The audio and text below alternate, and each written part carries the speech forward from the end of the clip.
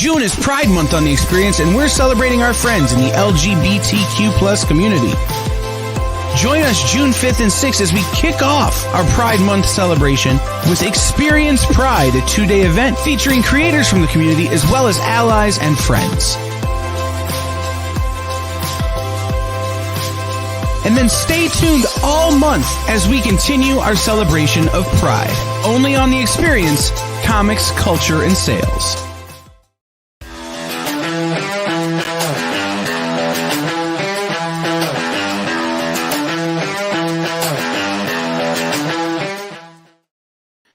What's up, the internet? It's me, it's Kyle.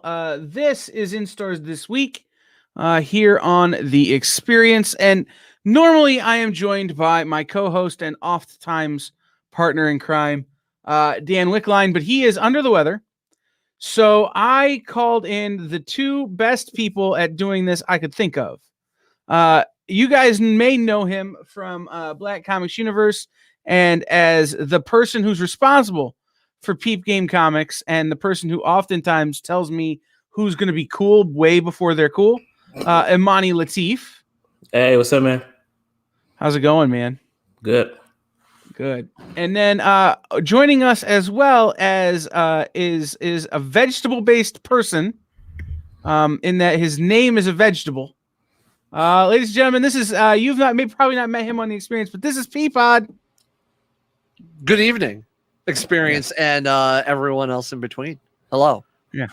So Peapod is the host of the On the Radar podcast, which is a music podcast, which I'll make him talk about later. I could cheap plug myself. It's cool. I'm good at that. We'll do that later. We are also mic twins, as you notice. Yes. We have the same microphone. Yes. And Kyle and I have done projects in the past together as well. So we have spent many an hour yelling at each other through virtual things like this. So we're good at talking nerd and whatever. So yes, it's good to be here. I'm glad I'm making my debut here. Yes. So here at In Stores this week, we talk about books that are out this week because, that's how titles work. But normally, I'm going to be honest with you guys. Normally, Dan is the one who's got the plan when we show up to this thing. But without Dan here, we're just going to go right into it. We're gonna come down into this view because nobody wants to look at my ugly mug, and we're going to talk about some comics. So you guys tell me, do you want to start with Marvel, DC, or other people? Let's go other people. All right. I'm good with that. So something that describes all of us, we'll start with Dark Horse's The Worst Dudes. That's a great way to introduce ourselves. That's what they call in the biz a segue. We need to steal that title for our show. Yes, The Worst Dudes. The Worst Dudes. Which, again, is a title from Dark Horse Comics out this week.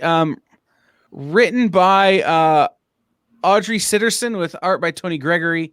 Guys, the solicitation on this book is everything. The book's so dirty, it'll turn your other comics yellow. A dirty cop, a drugged up dancer, an angsty adolescent god. The absolute worst dudes in the galaxy are on a raunch-filled hunt for a missing pop star. It's a hilarious, aggressively weird, willfully vulgar detective story from noted reprobates Aubrey Sitterson, No One Left to Fight, and the comic book story of professional wrestling, and Tony Gregory, Deuce of Hearts, and Karma Police. It's a super MA book. Who's the dancer? I'm gonna go ahead and guess that it's the lion-looking thing. I have no idea, but they say it's heavy metal with a humorous bent. That seems right. And it's definitely for mature readers. It says, warning, this book contains odious language, wanton drug use, willful violence, unabashed lechery, and general loathsome behavior. like my language odious. So I'm Right. about this. Yeah, I'm all about this. Okay. Yeah. So when you guys go into a comic book store, are you guys more traditionalists or do you go in for the weird crap like this? And this is for me pretty low on the weird crap totem pole. You know, like Right. on the scale, this is pretty normal for the stuff I read. For the stuff I read, yeah, but I don't collect it. Like I wouldn't buy it in print, but I would read it. I'll probably pick it up digitally. But like I've noticed right now, it's like my collection's like I'm sort of like only pick up in print something I think is worth something for So it's like I'm very particular about my print collection, but this is definitely something that if I could get it, Comixology or Hoopla, I'll probably check it out. Yeah, I'm kind of I'm a little bit of a traditionalist, but I'm always up for new things. So like something like this, even by the description of itself, I'd pick this up. But I like super weird out there stuff, and I'm kind of all about this already, and I dig the cover art at least. I don't know what the interior is. It's similar to the cover because it's the same artist. Okay, well then it has a cool Mark Millar feel to it. Yeah. Like all right. Space Bandits or what was the other one? Space Bastard or something like that. Yeah, Space Bastards. So I'm going to show everybody the cover for number 2 because I have the cover for number 2. And I'm gonna tell you guys the truth. The cover for number 2 is what sold me on number 1. All right.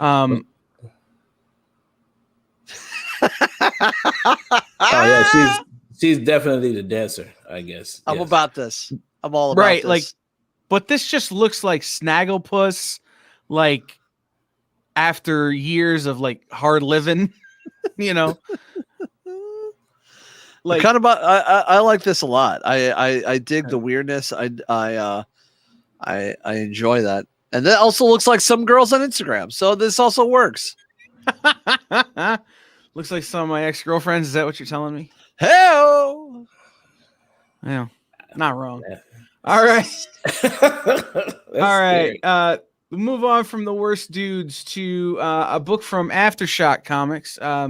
This is Out of Body number 1. And this cover, when I first saw this cover, I went, huh. Peter Milligan. All right. I'm all about it already. Yeah, that's right. It's Peter Milligan written. Art by Inaki Miranda, who did the interiors and the cover.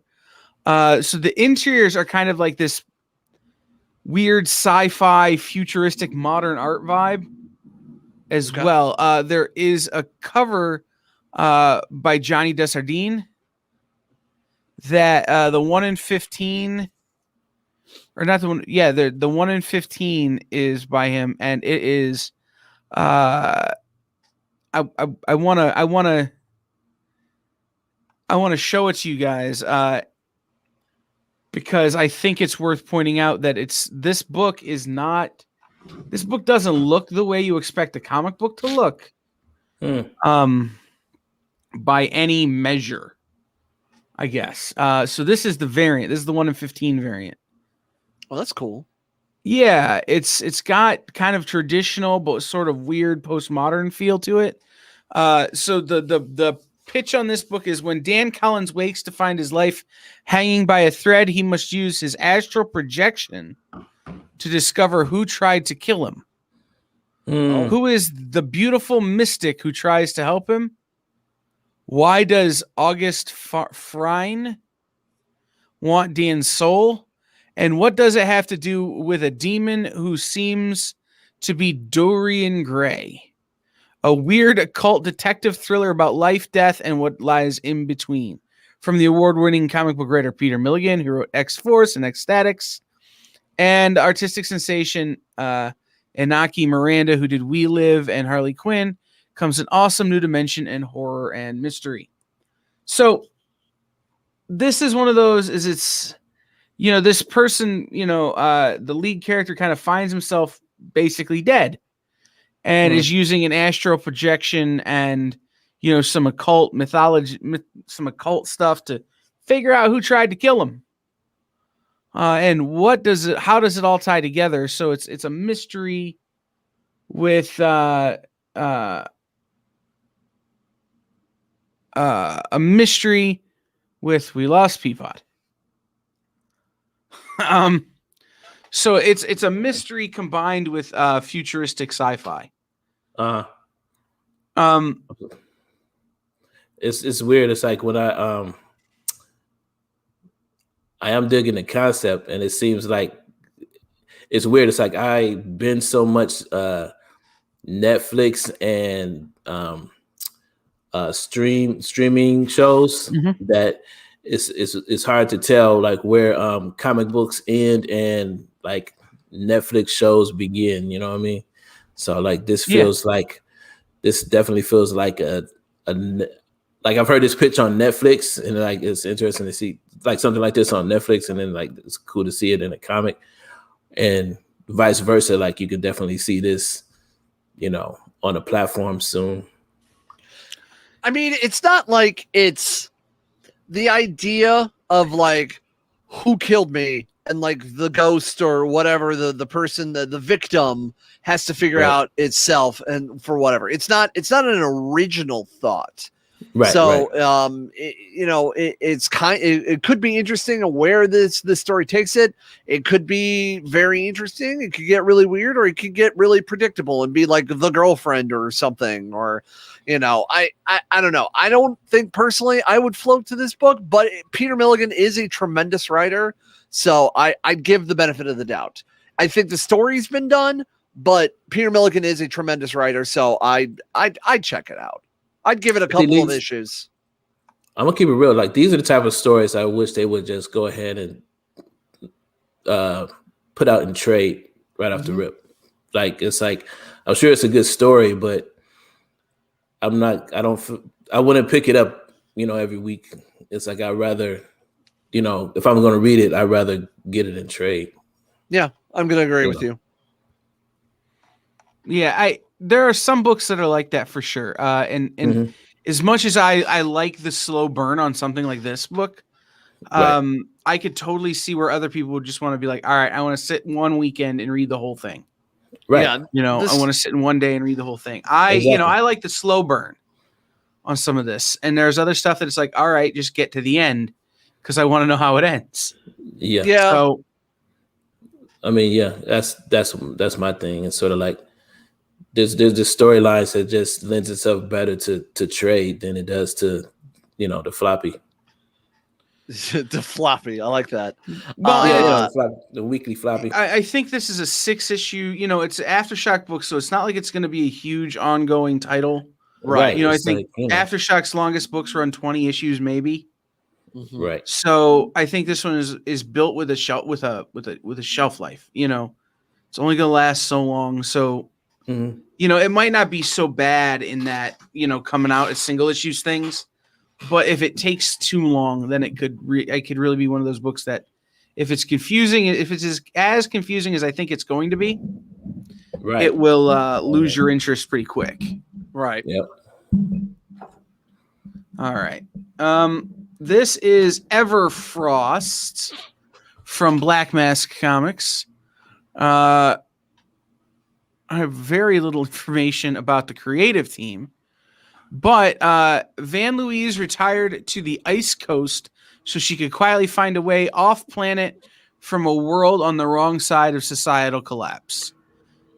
She biohacks a dead Leviathan to orchestrate passage away from the universe, but her plans are about to get chewed up by a mounting war between the warlords, violent gatekeepers for the global ruling party, and the Bloom, those who risk extinction living out on the water, as well as a family reunion with her son who she hasn't seen since he died in her arms when he was a child.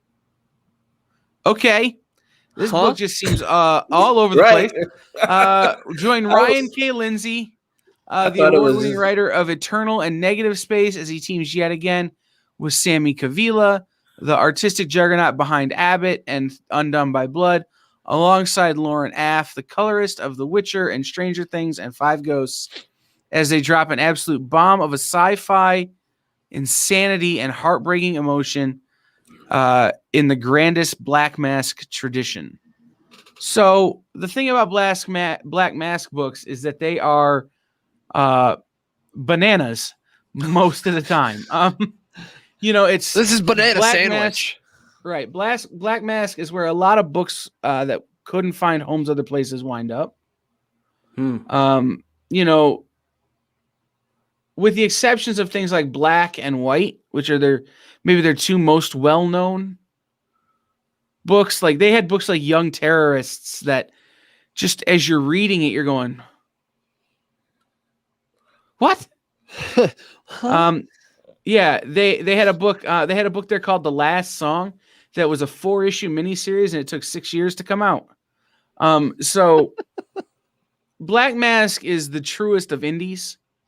In that it's kind of, at one point it was 3 dudes operating out of a garage. Was the whole publisher.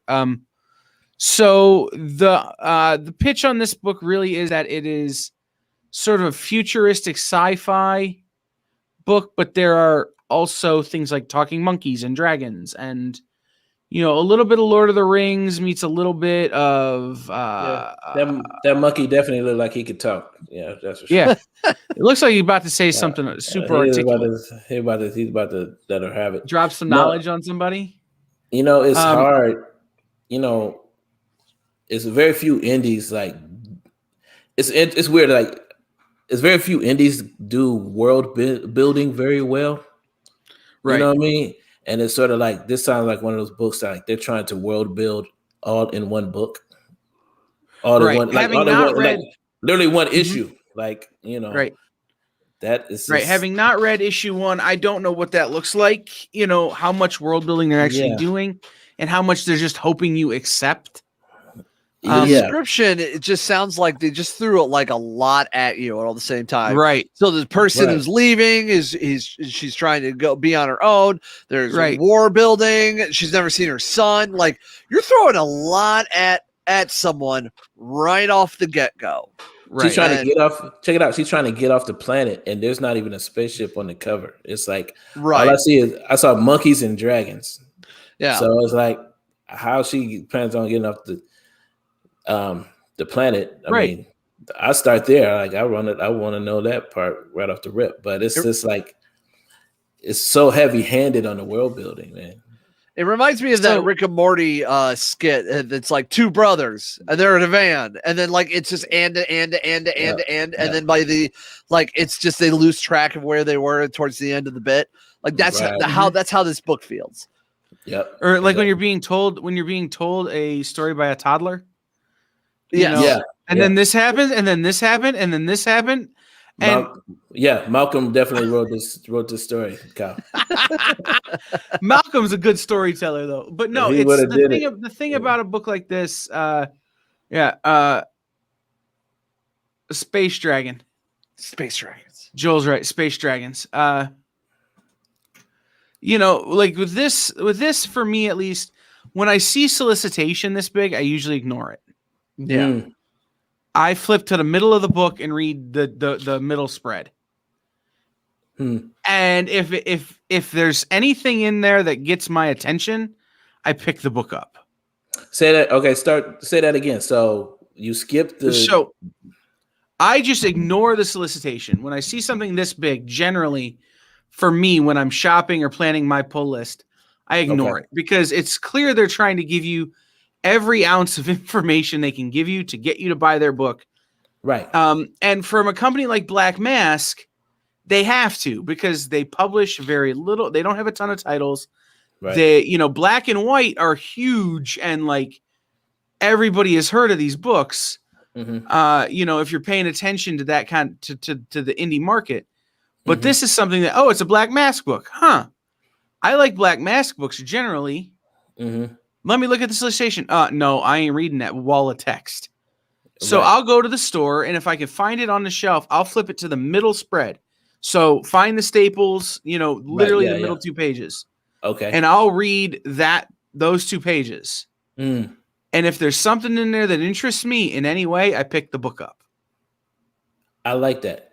because I never thought to like market a book like that or sort of like pitch a book that way. But it makes sense. Like usually you want your center spread to be not. It doesn't always have to be a splash page, but you should be at the the height of the action in some shape, form, or fashion by the time you get to your middle center spread. So right, or there's some dialogue there. They're like, I want to know what led to this dialogue. Or there's a scene that does that, and so that's kind of how I look at this book. I'm gonna start looking at my books that way and see what comes out of that. I like that idea.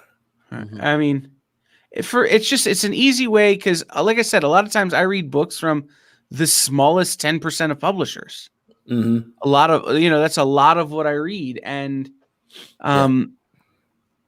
they don't always have the big guys have marketing teams and people to figure out like how to properly market a book.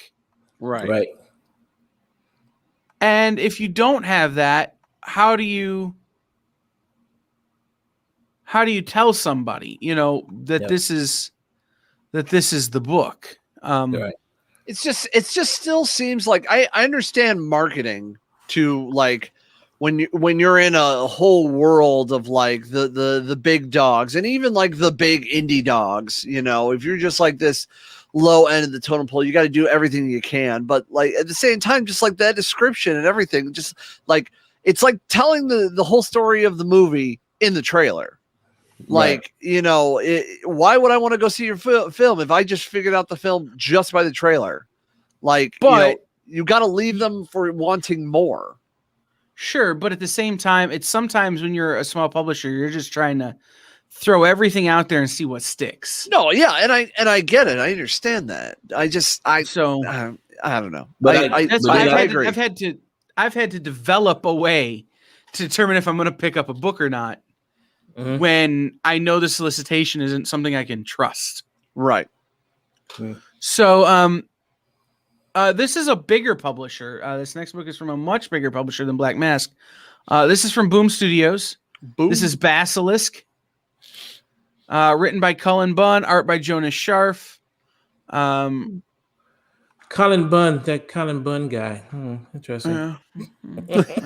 Was he just on like yesterday or something? Yeah, like we had him on yesterday to talk about this book. Yep. See, I watch.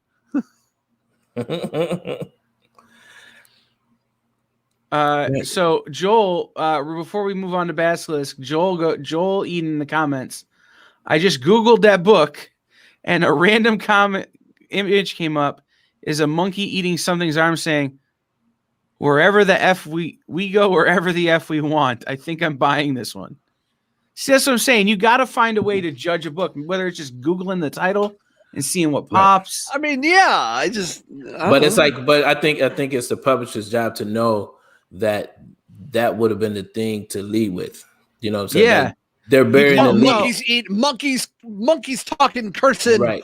World, world's at war, and a woman with a giant sword trying to find her dead son that's alive.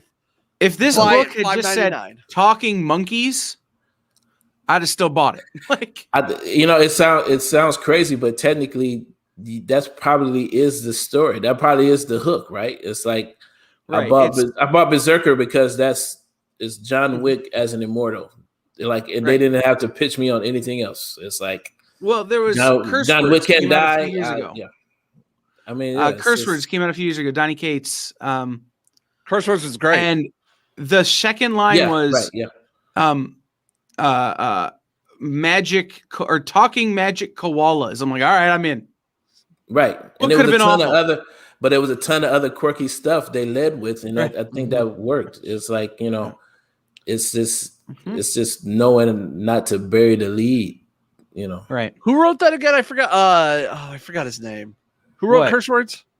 Ryan Brown did the art. Did the art. Who wrote it? I'm blanking on his name. It's like a French last name, isn't it? Oh crap. He did like She-Hulk. Charles Soule. Yeah, that's it. Charles Soule. Yeah. I don't know why I was thinking it was a French last name, but yeah, Charles Soule. Charles Soule is great, right? Well, because he spells it with an E. Soleil. Yeah, sure. So immediately he's French, I guess. All right. Yeah. Anyway, back Fragile. to Right. Got it. Yes. Yes, Basilisk. Back to Basilisk. What's going on, Basilisk? First line. Who can stop the Chimera? All right, see, Hook. hook. You got You're me. hooked. Right. There's a But chimera. it's more than Sweet. that. All right. It's more than that. 5 individuals bound by a cult-like hive mind. They terrorize small towns with their horrifying supernatural sense-based powers, leaving death and destruction in their wake. Reagan, one of the Chimera, escaped and has been in hiding with her murderous eyes bound, overcome with guilt. Until now, when a victim from her past forces her to hunt down the other 4 of her kind. See, So it's Chimera versus Chimera. I'm in. I'm already in. Right. I love it. Right. Murderous yeah. chimeras. Got it. Mm-hmm. New York Times best-selling horror writer Cullen Bunn, who wrote Harrow County, and artist Jonas Scharf, who wrote Avengers of the Wasteland, reunite to unleash a supernatural horror series on fans of Philadelphia and Stillwater, rooted in the way we process the world, our senses. So it's got crossover appeal for people who like Philadelphia and Stillwater, which I think are 2 of the best books going. True. It's Cullen Bunn. It's Cullen Bunn. I'm in. I like it. It's Cullen It's Bunn. like, and it's, but it, what's weird? It's like the indie market is so heavy on horror right now. It's like, not to saying this is probably going to be awesome. I'm just saying that somebody's going to probably do something outside of this genre and have opportunity to really blow up, because like I think we're reaching a oversaturation point. It's like when Well, everybody did so- zombies a few years ago. Everybody's still doing zombies, but yeah, I know, right? Yeah, it's everybody's still doing zombies. I will agree with you. Horror seems like the easy go-to style of book when anybody breaks away from the big 2 or just launches anything independent, because like that there's such a huge market for horror.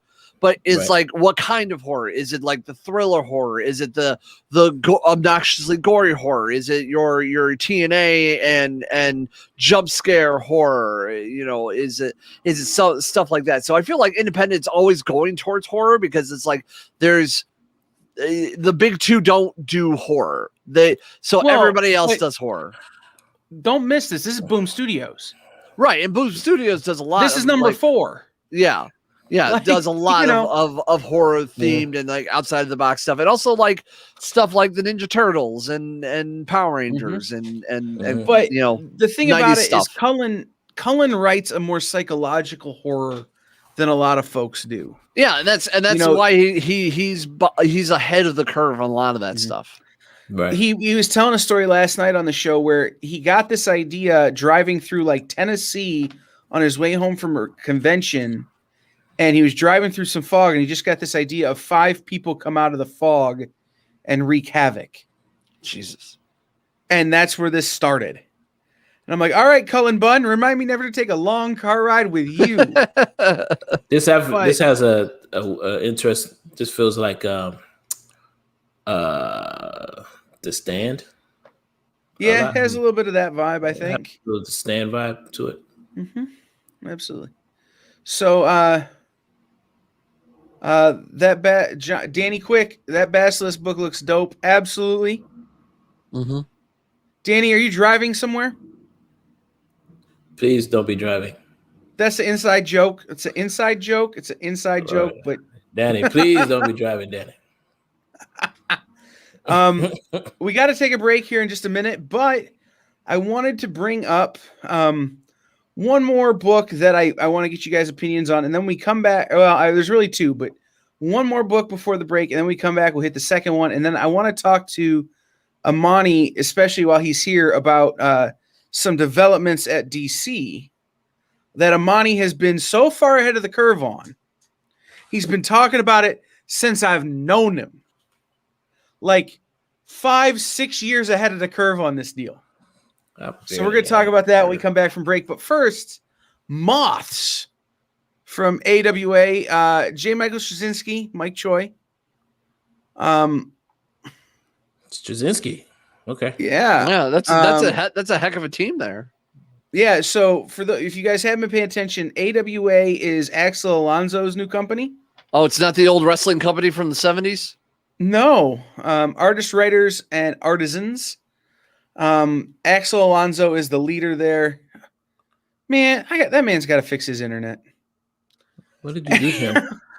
So this is Alonso. This is the guy. This is Alonso from Marvel. Yeah, this is Axel who ran Marvel. For you gotta fix your internet, bro. I pressed the wrong button on my mouse and it hit me back. I'm sorry. It's my first day. Is this her first book? No. They've had stuff coming out for about 2 years now. The biggest book they had last year was American Ronin. Let me see if I can pull up some of their other titles that you might recognize. Grendel, Kentucky was one of theirs. Casual Fling. Another one of these short run books. Yeah, everything there is kind of a mini. They had a book called COVID Chronicles, Grendel, Kentucky. Yeah. They have a book coming out from Garth Ennis that I'm really excited about called that I've been reading, Marjorie Finnegan, Temporal Criminal. That's Doctor Who meets Ocean's 11. Okay. Okay. I'm in. Yeah. You know what's interesting? I think so. The collecting I've been doing lately is I've been speculating more on certain books. Thinking about what might go to television or movie and all this kind of stuff. And what I'm noticing is that you take a short run book like this. And it's like, why only 6 issues, or why did this go straight to trade? And then I realized that the trade value, there's only trade value if they do it periodically. So they push the book in a traditional way, with single issues, and then so you might pick up a number one. Everybody's gonna pick up a number one because they're speculating on the book, you know what I mean? And then, they might be like me. There's a ton of books I pick up number one and totally skip the next 5 or 6 issues, and then I just pick up the trade. So I think television and streaming platforms have a lot to do with these short print runs. Well, the other thing I will say about AWA though is that a lot of their creators are guys like JMS, who hadn't been writing in comics in a while. Right. Peter Milligan. Erratic, bite-sized. Right. So these are guys who have moved on to write other things where there's more money. And a lot of them are, they're guys that basically say, I'm gonna write 6 issues. That's all I'm doing. Don't care. They can kind of set that. This is the story I want to tell. Whatever. They've got some stuff from smaller or from newer writers, but a lot of these are guys that are, hey, I've got this story that I just can't tell anyplace else. Right. Let me tell it here. Let me do it in 6 issues. Wham, bam, and we're done.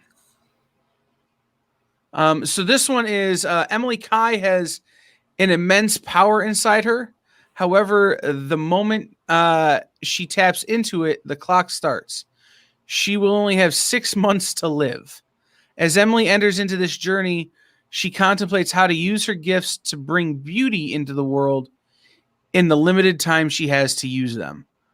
So it's a would you rather use your powers or live? And how much good could you do if you had 6 months? You only have 6 months to do as much good as you can. How much could you do? And when would you use it? It's intriguing. It's a big existential question. Right? Yeah.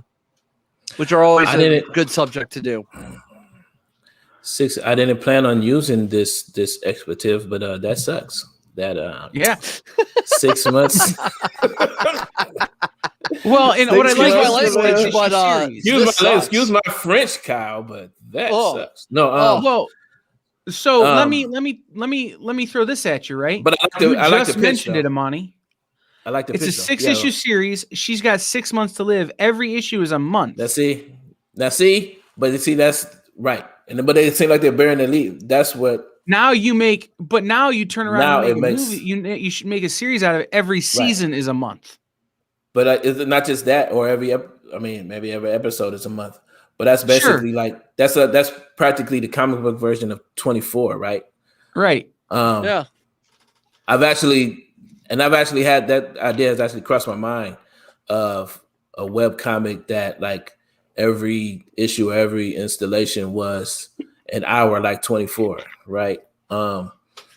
So that's actually, you would think they would have, I don't know, maybe it's the wrong title. Instead of moths, maybe months. Well, it's like a moth to a flame. Yeah, but it's sort of like, but now once you said months, now it's sort of like now all I see is months.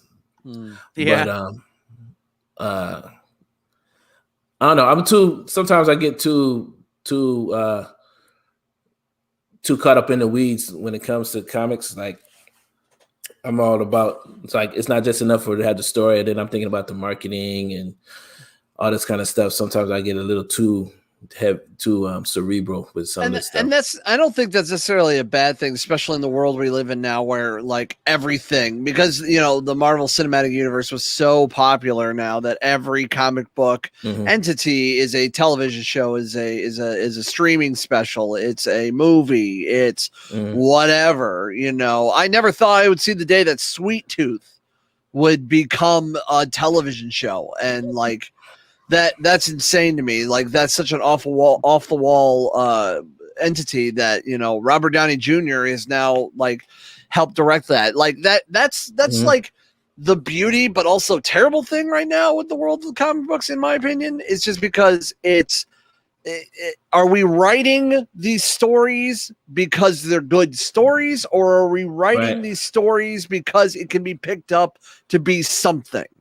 Like, yeah. Well, so there's a little bit of a spoilery cover, which is the B cover for this. And I think it kind of explains the Moth's title. Okay. You ready? Yeah. She is a moth. She's like a phoenix type. And look at the people at the bottom, like attracted to it. Yeah. I see that. Okay. Oh, so she's kind of like she's kind of like a Christ figure in this picture. Yeah. So interesting concept. So we're going to take a quick break real quick, just about a minute. And then we're going to come back and we're going to talk about how Imani is a prophet. You're going to have to explain this. I can't remember everything I said. Can you give me the lottery numbers? For 6 years, this man has been telling me that this is coming and that I should be ready. And this is coming and this should be ready. The lottery numbers is get your COVID shot. We all live in Ohio. Get registered for the Vax-A-Million. Yeah, all right. We'll be right back in just a second.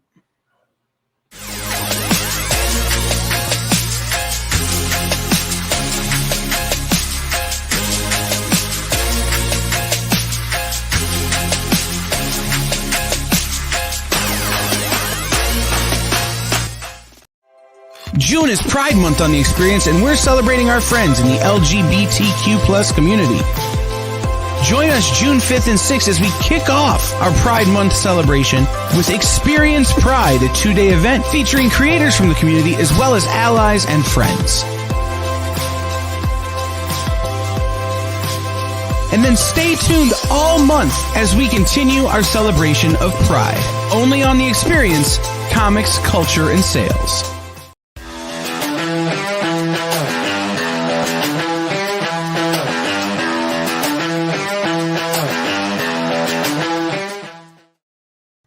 What's up, the internet? It's Kyle. We are back here on In Stores this week. Need to remind you of two things. One, this show, as always, is brought to you by Comic Shop Locator. Head over to comicshoplocator.com, type in your zip code, and it will tell you where great comic shops are in your area so you can go visit them and buy the stuff we're talking about.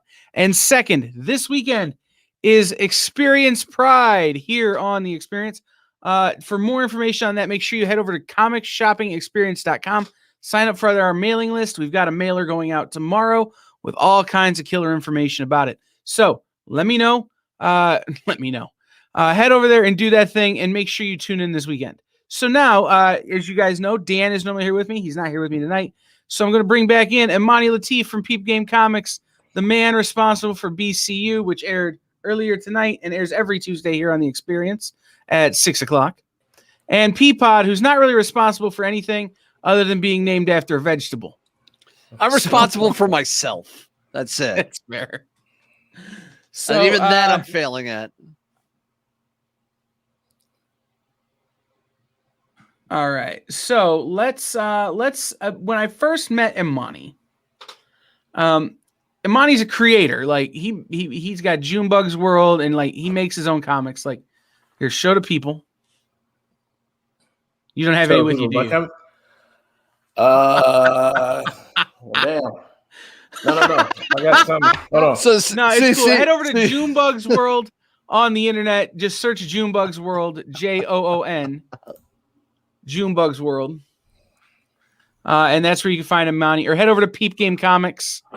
That's comics with an X. Peep Game Comics. But now you got to stall you, because you're Raymond. going to bring something. Yes, Joel said we need as Now I'm many under pressure. from as many perspectives as we can get. I appreciate that. But when I first met Imani, he comes into my store and goes, "Where's the Milestone books?" And I go, I don't have any. I don't have anything that old. He goes, you should probably get some. It's going to be important. And like, that was it. And ever since then, this man has been preaching the gospel of Milestone Comics to me. Preaching the gospel. It's true. I mean, you did a TED Talk on why they're important. Oh, yeah, I did do that, didn't I? I did do a TED Talk. You did. Oh, on why they're important. Yeah. Last week we got from the folks over there at the DC Comics. Let me bring this up here. We got this. This is Milestone Returns Infinite Edition. And this was kind of the kickoff to the return of Milestone Comics being in print from DC. Mm-hmm. So, Imani, tell the people, if you can remember, why you've been on this train for so long. What is it about Milestone that, like, our first conversation was, hey, man, you need to get on this? I'm trying to remember why I might have threatened you that way, but no, you weren't threatening me. You were like going, hey, man, you're going to need these. You're going to want to sell these. Like, you were queuing me up, teeing me up, so I knew what I was doing business-wise. I think, dang, how long ago was that anyway? Like 6 years. I think that in and of itself says pretty much everything you need to know about this situation, right? Like, I said that I was really anxious about it 6 years ago. And to the point maybe like now I'm excited, but I'm like cautiously optimistic now. Yeah. But I'm definitely still a fan. And I've been trying to find as many old Milestone books as I can get my hands on. And but yeah, it's been interesting, their rollout for it. But I'm cautiously optimistic for sure. Now, so we got Milestone Returns, which came out. We're getting new series from Static, from everybody, Static. right? Static, Hardware, Icon, and Rocket, and then like 2 or 3 new titles. I think Zombie is supposed to be coming back out, or some type of Doctor. Not Zombie. It might be some other title, but think it's like 2 or 3 other titles outside of those main 3. So go ahead. Yeah. Oh, go ahead. No, I'm trying to get it pulled up here, and it's DC is not doing me any favors by how they've got them listed in the website. Because they're listed as their own publisher, right? Except that they're not listed as their own publisher everywhere. Few places are listed as just DC. Yeah. Yep. Yeah. It's a little frustrating. That's why I say I'm cautiously optimistic. There's so much nostalgia in nostalgia around these books. It's like fans have been waiting for over. You said like I would talk about 6 years, but fans have been waiting for over 10 for them to bring it back, and we never know. Fans never know what milestone is going to show up. So like it's been interesting. The last 2 or 3 months have been really interesting as to what they've put out. So in 2 weeks we get Static Season 1 number 1. Right. Which is written by Vita Ayala, art by Chris Cross. Now, Kari Randolph covers, which is awesome. See, that's a perfect example. So you got Vita, you got Kari Randolph on covers. You got Chris Cross doing layout, and what was that last name? He's an up and coming artist. Nicholas Draper Ivy is the colorist. So no, he's doing the line art. Listed as colorist. That in issue 1, Chris Cross is doing the line art. That might change for issue 2. See, it's so forward. Weird. At least this one they got it listed differently. So that's a perfect example, right? So starting with issue 2, he's listed as colorist and artist. Who? Nick Draper Ivy. Right. So the book that they put out, like say, I think maybe 2 years ago, had Kyle Baker as the artist and the writer for this book. And they actually put out sample pages and a cover and everything. The cover looked like a Dark Knight. It had like Static riding on a bolt of lightning or whatever. And just in this last year, they've done a complete, after I think right actually in the middle of the pandemic and the height of the Black Lives Matter movement, they totally shifted the whole storyline and brought in new artists and the whole 9 yards. Like this was not the creative team over a year ago. So that's why I say I'm cautiously optimistic. I don't know what milestone I'm going to get in 2 or 3 weeks. This is very they turned on on a dime in terms of what they were going to plan on putting out. Well, I mean, and it's in an interesting time for DC as well. They fired a lot of people. Yep. They are a very different company than they were a year ago. So it's entirely possible that the people that are now in charge of this are going, well, that don't make no sense. Let's do a 180. Let's change it up. Let's get new writers, get new creative teams on here, and make a book that actually represents, what Milestone was, right? And what Milestone can be, rather than let's just make this thing look Batman-y because we know Batman-y stuff smells. Yeah, And and I think I'm totally disenfranchised by Batman right now, by the way. Oh. Yeah, they put in some work on Batman. But it's like I don't know. I'm really interested to see what direction they're going, because we know for a fact that everything is pointing towards some type of movie or animated series with somebody like Reggie Huntley involved. So I I just don't know. I don't know. I mean, now more than ever, it's important to have these platforms for representation.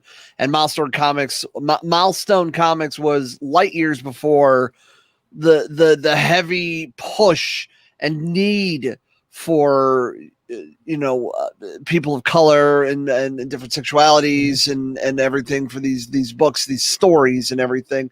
So the idea of bringing back Milestone Comics, which in itself was such a trailblazing thing, now into an era where it's you're hungry, you want those, those black men and women who wants these stories, these black men and women characters, these characters that were born in these worlds that become, Static Shock is one of the biggest from, that made it to the mainstream with the cartoons in the late 90s, early 2000s. It's very important. So I think this was a good move and a good time for DC, but I will agree with you that I would be cautiously optimistic because DC has many of times shot themselves in the foot when it came to stuff like this. Think about this, because you're right on point what you're saying, but ironically now, like that angle right there, the diversity angle was such a huge part of their approach when they first came out in the 90s, in 93, right? Because there really wasn't anything like it in the direct market, right? So it's like they stood out so much.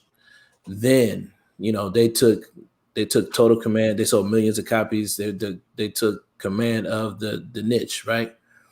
Now there is so many good books that are doing this. So I want to see how they stand apart. I want to see how they set themselves apart from Black, which we talked about earlier, from Black Mass. I want to see how they set themselves apart from Miles Morales. You know what I'm saying? It's like I was saying, it's like, and I think it's sort of like how DC sort of like misses some moments. You know what I mean? It's like the Miles Morales movie should have been a Static Shock movie. You know what I mean? So it's like I've always said, like, everything cool about Miles Morales, Static did it first. I agree.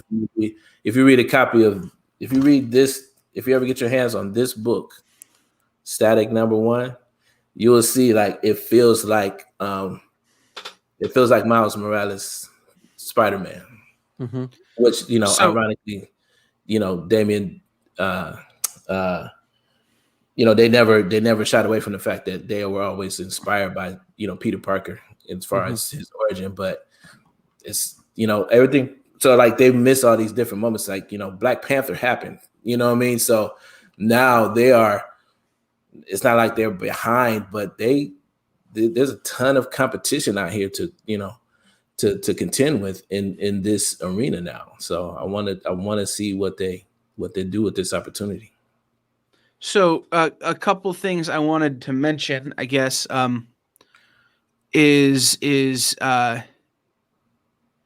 one of the things that I found interesting is I didn't watch the Static cartoon show when it was on. I was admittedly pretty young. I was the right age for cartoon shows, but I was a little more interested in the Rugrats at the time. I always imagine you were always being 35, Kyle. That's fair. That's fair. I didn't watch it, but full beard. He's like little baby. Right. I'm getting to rewatch it though on TikTok. People, now that this Milestone books are coming back, they're posting clips from Static, the cartoon, on TikTok. And it was ahead of its time, to be honest. It was. But so that's just, if you want to see some clips of Static, head over to TikTok, apparently. But it's so many weird stuff like that. Like they've been holding on to the catalog. The digital catalog just came out maybe like over a year ago. It's like, honestly, if I wanted to, I happen to be able to find a few print copies, but if I wanted to like share a Milestone with my kids, if I didn't have it in my collection from the 90s, I wasn't going to be able to find there's no reprints.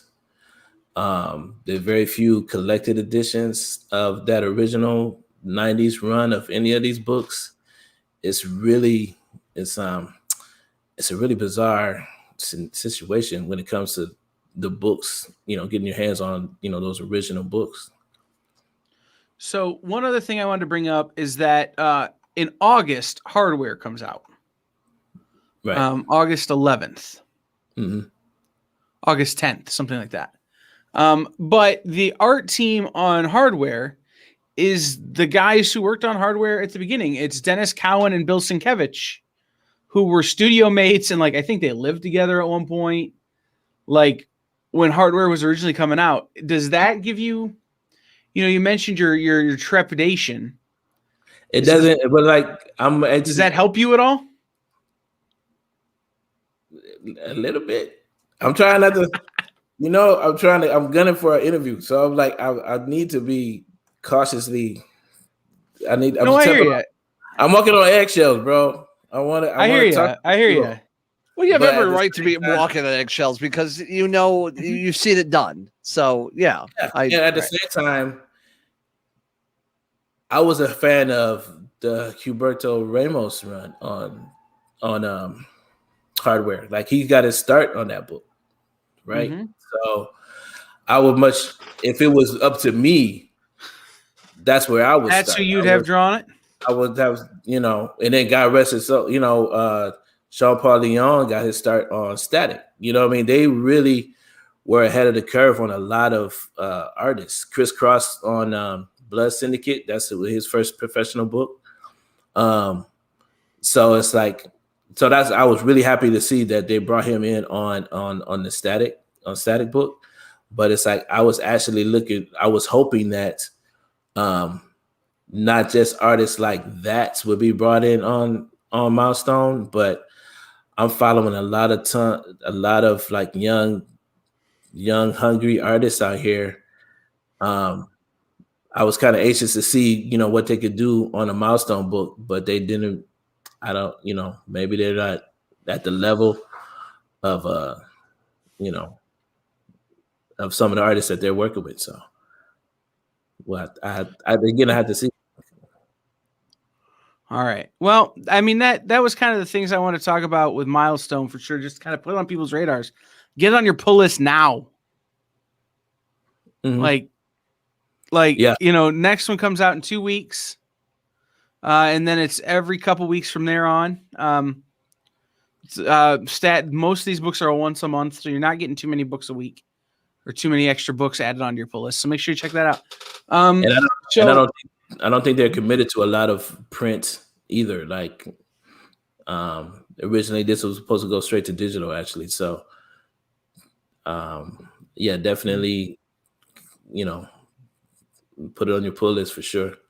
What do you guys look for in a book? I mean, it's sort of like the same scenario. It's when it comes to artistic teams, it's for somebody, if someone's pitching me on a artist writer duo, they really have to come out the box for, I think Millard does some of the best writer artist duos in terms of marketing wise. You know what I mean? It's he does a really good job of pulling that off as far as, getting people excited on a book. Does that work on you guys as far as books that you look for? It depends on I always will see it really depends because there are writers that I will always check out if something is interesting. It could be the artist lead in that I always really enjoy. It could be the subject matter. If it's something Doom Patrol, I'll immediately go check it out. If it's something like that, it really depends on what I was looking at. I may not go right away to, Iron Fist, for example. But I read Matt Fraction's run, and I thought that was incredible. So like, it really depends on like what is the angle that I'm coming at to, or it could be something super weird, like something strange. I remember getting a book that it was I think it was called like Punk is Dead. And I'm like, all right, I'm in Punk's already. not dead. Punk's not dead. Yeah. And all of a sudden, it's just like, Punk's not dead. All right, I'm in. I knew nothing about the book. Right. I loved it by the title itself, and I went for it. So, and it was a really good story. It was a very interesting story, and it was done really well. So, it depends on what the angle I'm going after. At that point in time, like, if it's a Swamp Thing book, I'm in. I'm already in. Like, if it's a Constantine book, I'm already in. I already love it. But like, it doesn't matter. But it doesn't mean that I'm all the way in. Like, I will still be hesitant about like, how's this take of this character? How's this art going to be? Because I've read great stories on takes of characters, and I hate the art, and I'll stop getting the book. I will love the art and the stylization of what they're portraying, but the writing could be just absolute flat, and I won't like it. So it really depends on that combination. So for me, for a short answer long, it's a third writing, a third character driven, a third art. Right. Like I'm not a huge Daredevil reader, but Samney and who's the writer with Chris Samney? It was poop. Is that the Mark Waid run? Yes, the Mark Waid run. Yeah, that is like, I had to pick that book up. It's like the way and then when they went and did the then they went to do Captain America, right? I picked up that run. It's like if you're going to do it, if that's what you're pitching me on, it's like the art and the writer, team, then you better come with it. It's just like so when you talk about like the team that's working on hardware, it's sort of like, I have to wonder, are they targeting me, or are they targeting traditional collectors on that book? It's like there's with that particular team, they're definitely speaking to a very specific audience with that rollout.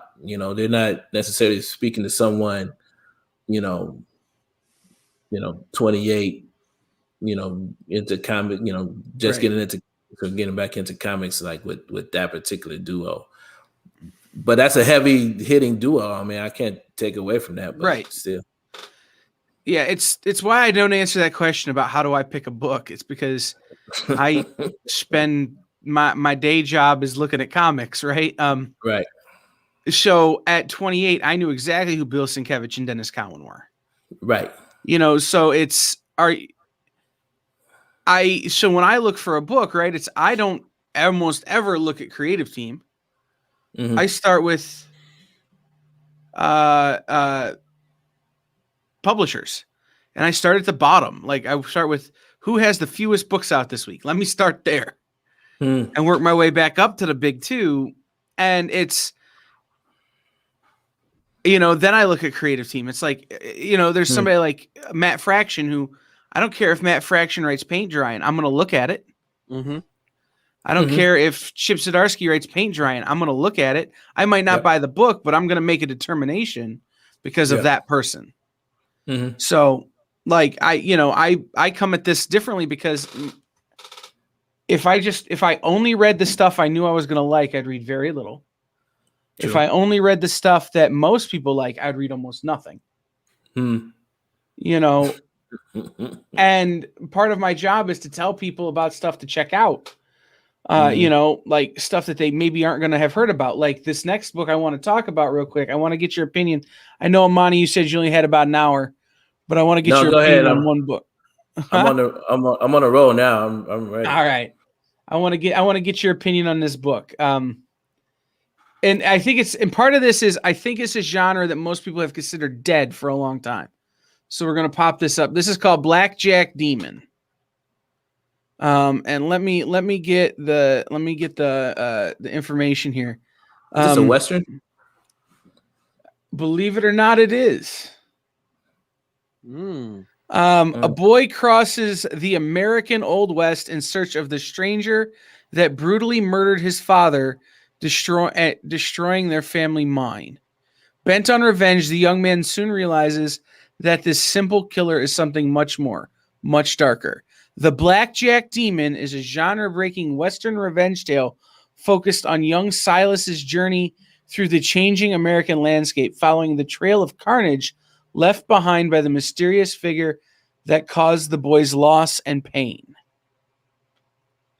It's from the incredibly small Literati Press. The guy's name, he only has a one. Hermes. Only has one name. Hermes. That's the only name. Mm-hmm.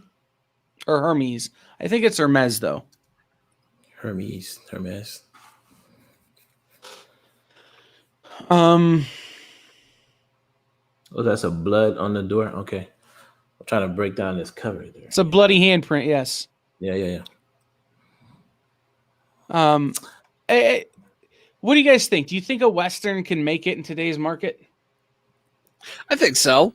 I think it's one of those what's old is new again, and in a realm where it's all superheroes and horror based is the majority of a lot of stories that are popular right now. I think something like Western can have a resurgence. In a weird sort of way, I think it depends. It's another one of the things where I think it depends on the storytelling, the artistic storytelling. Mm-hmm. I really liked Seven Deadly Sins from TKO. Okay. That was a perfect example. That's like, a Western story. But it was so beautifully rendered as far as, artistically. It sort of like really took it over the top. Like it seems like a Western needs, you have to have the right artist for that type of storytelling. It doesn't seem like it's something that you can just pull off just with anybody. You know what I mean? I've been talking to my friend Jamar Nicholas. He was on his podcast, and he was talking to Mike Hawthorne about art, and he was talking about like somebody like Jack Kirby. He had more imagination. He was more of he was stronger in his imagination than he was as a draftsman, right? And so Westerns need far more imagination than it needs like a technical artist. So that's my opinion on that. So it's like I will be interested to see how they render this story artistically for me to really pull me in. So I found this book kickstarted actually before it went to the direct market, and I found. Now the thing I will tell you is that a lot of times the Kickstarters, what they do once they raise the funds, and they do all that, they remaster the art, they add some level to it. Like this cover is not the cover from Kickstarter. So that's interesting, but it certainly has a 4-color Western sort of feel to it. It sort of has a different look than the cover has. But so the writer of this book is a guy named Nick. I guess it is Hermes. It's got a kind of a unique, but it's limited. It's got a limited palette. So the foreground is bright and has a lot, and then the background is kind of muted. Like I said, this is a book that's interesting to me. I'm not sure that there's a market out there seeking Westerns, but that Westerns in particular have a long and storied history in comics, so it's worth thinking about, I'm looking at Plus something. demons. Plus demons. Yes. It does have a weird it has a flat color style to it. Mm-hmm. So it's not overly rendered. Yeah, it does have a bizarre feel to it.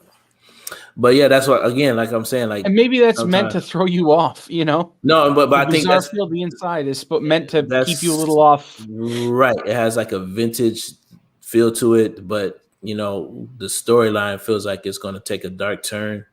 So it's like, again, I think it just needs, like, Westerns need that edge to it to make it work in comics. Speaking of old school, nice. Betty Page. Yes. Curse of the Banshee. Betty, this is the Dynamite Betty Page series that's been coming out. The Pinup Queen, The Adventure is Back. Dynamic Entertainment proudly presents Betty Page, The Curse of the Banshee, an all-new Betty Page series under the guidance of writer Stephen Mooney, ably assisted by Jet Morales, and a host of incredible cover artists. The cosplay goddess and queen of the pinup herself, Betty Page, utilizing several clues found in the ancient key artifact site in the Middle Americas. McKnight and Betty surmise that the key artifact has been relocated to an ancient burial site in rural Ireland. They give chase. So this is the fourth volume of Betty Page that Dynamite has done. And it's Betty Page is essentially Indiana Jones in a two-piece. I'd watch that. Now, she doesn't run around in a two-piece. I'm not saying that, but it's an Indiana Jones style story. It's Tomb Raider with Betty Page. Yeah, kind of. But it's written by Stephen Mooney, who's great. I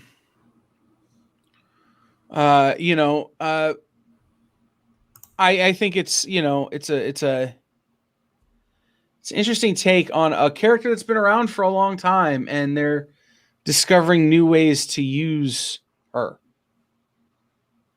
I mean, yeah, I'd read it. I'd check it out. It's an interesting take on things. Yeah. One of the other Dynamite books there are two other Dynamite books that are out this month or this week.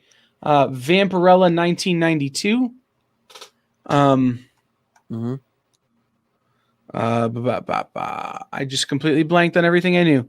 Written by Max Bemis with art by Marcos Ramos. The 90s are strange yet dynamic link between the excess of the 80s and the pretentiousness of the aughts. The 90s were a weird time to be a human. Ain't that the truth?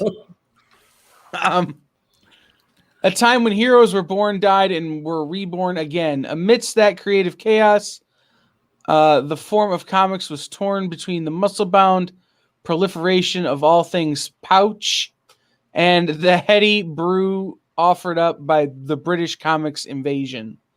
Now, in the long ago year of 1992. I'm going to have to yell at Nick for saying 1992 was long ago.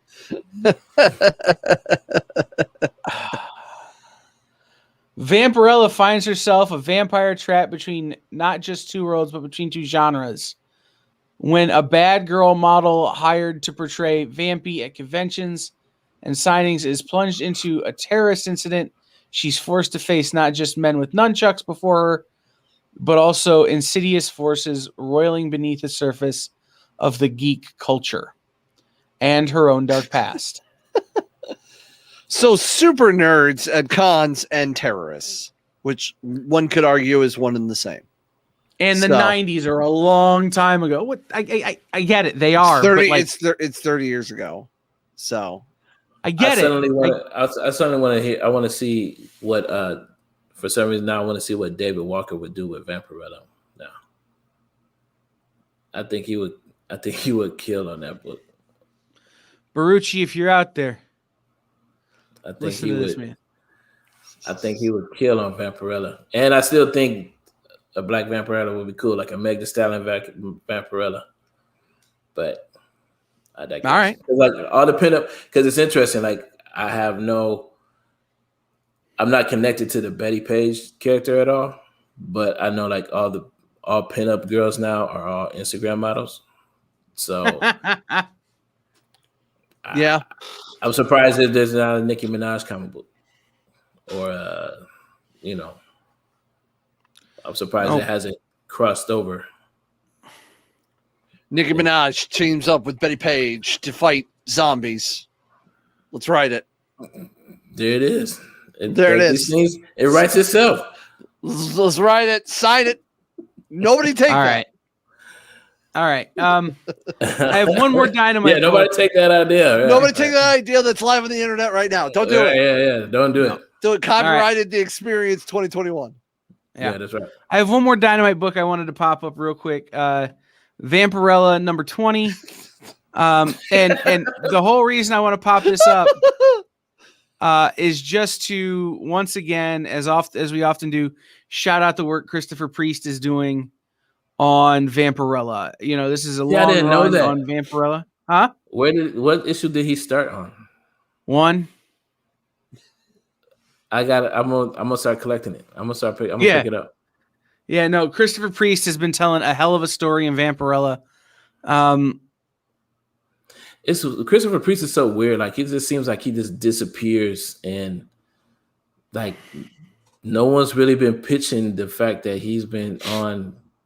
Like, I would want to know that. You know what I mean? That's like, I would want to know what Christopher Priest is doing at every. Well, and what's wild about this book, right, is that it was supposed to be like 16 issues, 15 issues, and it was so popular and people were demanding so much more, they extended it to 21. And what's so crazy is he's the type of guy, like, they'll take what he wrote and this will be the one that gets on television. You know what I mean? Because he has this ability, to write.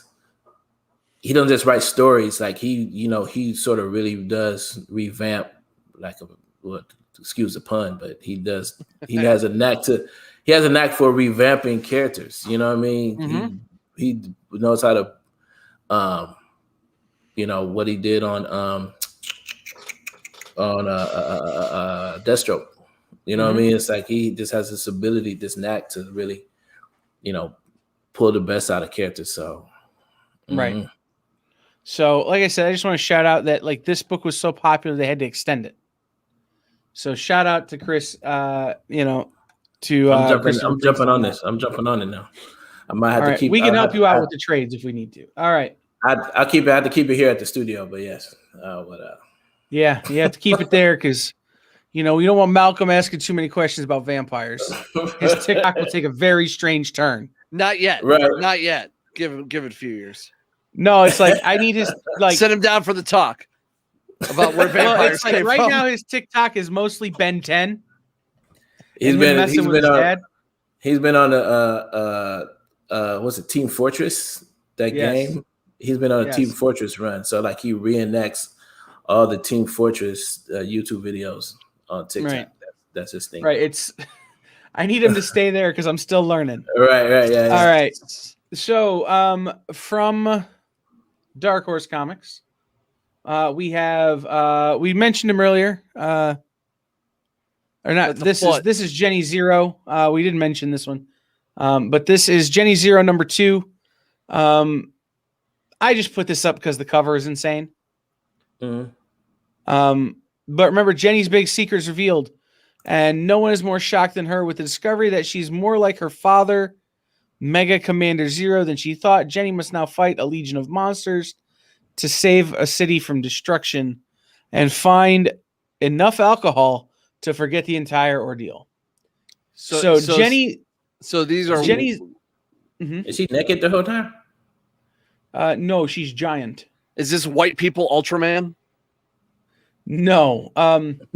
So Jenny Zero Feels is, like white people Ultraman. No. Do you remember the? How do I put this? Are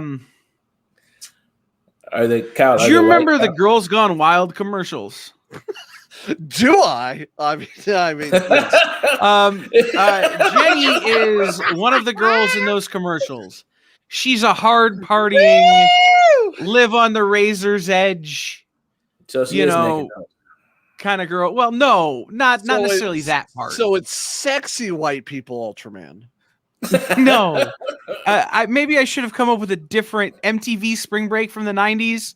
It's You keep saying white stuff. I don't understand. I understand. Sexy white people Ultraman. I got it. No, it's cool. She's one of these, party girls. Like that's what she's known for. She's a woo girl. Yeah, she's a woo girl. But turns out her father's a superhero and she has his powers. So it's a little bit like Invincible if the main character in Invincible was Paris Hilton. No, Okay. then that makes it sound like that's more like Jupiter's Legacy, right? Right. Kind of in a way, yeah. It's got that vibe, but she kind of leans into the powers a little more than some other characters and other, similar stories. And you But said then wants to forget she is having fully to. clothed. She is fully clothed. Yeah, this is like the knee down. She's I wearing see. shorts or a dress or something. But like, it's, you know what? I think my description works. We gotta. If we do this again, we have to do this with like sample pages. Yeah. To You got to get him to give you sample pages though. Come back But, to me next month when you review sexy white people Ultraman number 3. Yeah. No, but no, this is again, it's one of those things is that she doesn't really want to have superpowers and she does everything she can to squash them.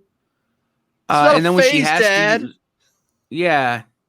then when she has to use them, she kind of hates it and so she tries to forget having used them. So I gotta hit my dad. This is just the first issue, or this is issue 2? This is 2. All right, I'm gonna have to find this. God, Yeah, Dad, why do I have to have your What's this? powers? Jenny Zero. Jenny Zero. Yeah, it's by Dave DeWant and Brockton McKinney. As much as I've been Zero. making fun of this book, it does actually sound interesting, to be honest. So Yeah, it does. You're just doing it to mess with me at this point. yes, Have I we also like to make fun of things. Have we brought up any? We haven't brought up any big 2 books yet, have we? Nope. No, we wanted to start weird. Right, and And here we are. The villain is Ultraman Splater. Is that zero? Is that zero? Is that zero with the X?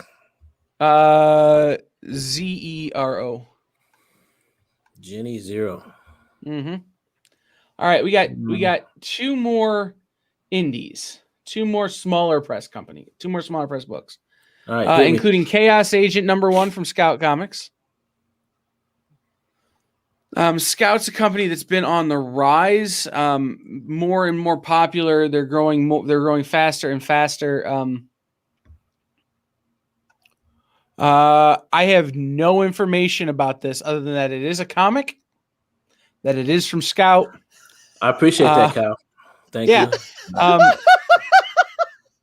Look at the big research on Cal. Right? Chaos Agent. Right. No, it's a comic. It's a comic. Well, book. look, everything from Scout goes instantly into development because they are partnered with a development company, which is an interesting thing because their books, by the time they come out, have more of a the plot lines are more thought out, I think, because they realize they have to sell it in development. And the other thing about these books is that they don't come to Scout until they're done. So you can count on Scout books to come out when they're supposed to. That's that's really it. I mean, Scout, for being a small press publisher, is really just kind of growing and getting there super fast. So the last book I have that's not from one of the big two is from Boom Studios. This is Dan Panosian's and Mariana Ignazzi's An Unkindness of Ravens, which is one of my favorite books to have come out of Boom Studios ever. This is Boom? Yep. Where's the logo? This feels like Boom. Even before you even said it, I was like, this sounds like Boom. Cover. It was on the regular books. This is the trade cover, so it's on the back. You know what this reminds me of? No, go ahead. This is issues 1 through 5 collected in this book. Oh, this is a trade. Yes, it's a trade. Because issue number 1 sold out so hard, most people weren't able to get in on it that way. Oh, so the trade is welcome to Crab's Eye, a small town where magic is real and gossip can kill. Not all the witches burned during the Salem witch trials, and the ones that survived did so together, protecting the ancient secrets entrusted to them for generations. They call themselves the Ravens. Wilma is the new girl in school, and she plans to go completely unnoticed, except that she bears an eerie resemblance to the Raven member Waverly, who just went missing. The truth behind Waverly's disappearance will put the entire Coven in danger, and Wilma will have to rely on power she never knew she had if she wants to save her new friends. So this is, this is like witches and stuff, but they're mean girls in high school. I already see this on Netflix. Yeah. But it also is really, really good. It's twisty and turny, just the way you want it to be. It has an Edgar Allan Poe feel to it. How's that? Okay. You can't just throw Edgar Allan Poe out there and just, Right. No, it has that kind of dark, like, leading you one direction and then switching back on you before you know what it's done. There's ravens in it. That's why it's Edgar Allan Poe. Sort of feel it's the whole, the whole telltale heart thing. It's that, his heart's not actually beating. It's the guy in the story's heart beating. It's the switchback that leads you one direction and makes you think one thing, and then it flips back around on you and kind of casts a light on your own preconceptions. We made Kyle really go deep on that. Yeah. Thank you, Kyle. I appreciate it. Also, Dan Panosian. Yes. So, you see how excited we are, Kyle? No, I'm joking. Yeah. It sounds interesting. It does. It's so much dark indie stuff. It's like I'm trying.